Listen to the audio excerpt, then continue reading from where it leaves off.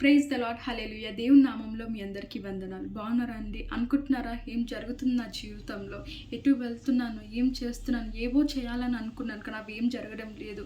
నా జీవితంలో అన్నీ కూడా నాకు నచ్చనివే జరుగుతున్నాయి. నాకు నచ్చని సైడే నేను వెళ్తున్నాను. ఎందుకో తెలియట్లేదు. నేను ఏదైతే చేయొద్దు అనుకుంటున్నానో అవే చేస్తున్నాను.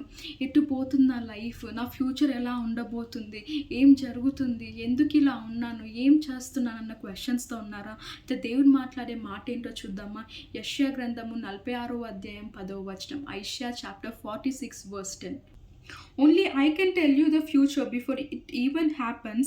Everything I plan will come to pass, for I do whatever I wish.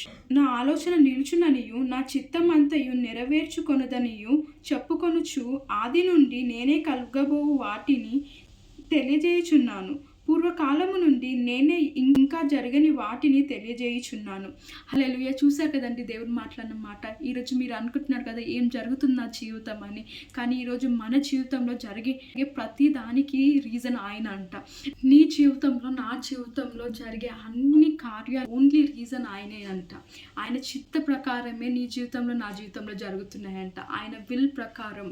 ఈరోజు నువ్వు అనుకుంటున్నావు కదా నాకు నచ్చనివి జరుగుతున్నాయి సిస్టర్ అంటే. అవును, ఎందుకంటే నువ్వు నేను మనం అంతా నార్మల్ మానవులం అండి. మనం అప్పటికి మట్టుకే మన ప్రజెంట్ వరకే మనం ఆలోచిస్తాం. కానీ ఆయన సమస్తం ఎరిగి ఉన్నాడు కదా, ఆయనకి సమస్తం తెలుసు కదా.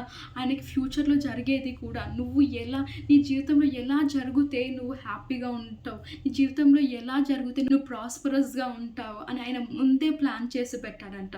సో ఈరోజు నువ్వు అనుకుంటున్నావు కదా నేను నష్టాలలో ఉన్నావు అని. అవును, ఈరోజు మేబీ నువ్వు నష్టాన్ని చూస్తున్నావేమో, కానీ ఒక్కరోజు రాబోతుంది దేవుని జీవితంలో గొప్ప కార్యాలు చేయడం నువ్వు చూడబోతున్నావు. మనం యోసేపు జీవితం చూసినట్లయితే యోసేపుని తన సొంత అన్నదమ్ములే మోసం చేస్తారు కదండి. కానీ ఆ రోజు వాళ్ళు ఐగుప్తులకి అప్పగించకపోతే అట్లయితే ఒక బెస్ట్ పొజిషన్, రాజు కింద పొజిషన్. అవునా, రాజు కూడా యోసేపు మాట వినేవాడంట. ఈరోజు నువ్వు అనుకుంటున్నావు కదా నష్టాల్లో ఉన్నానని. అవును, ఈరోజు నష్టాలలో ఉన్నావేమో, కానీ రాబోయే రోజు నీకు యోసేపు లాంటి గొప్ప పొజిషన్ దేవుడు ఇవ్వబోతున్నాడంట. సో భయపడకు, దిగులు పడకు. నీ జీవితం ఎలా ఉండబోతుందో ఆయనకు తెలుసు. ఆయన అడిగితే నీకు చెప్పబోతున్నాడంట.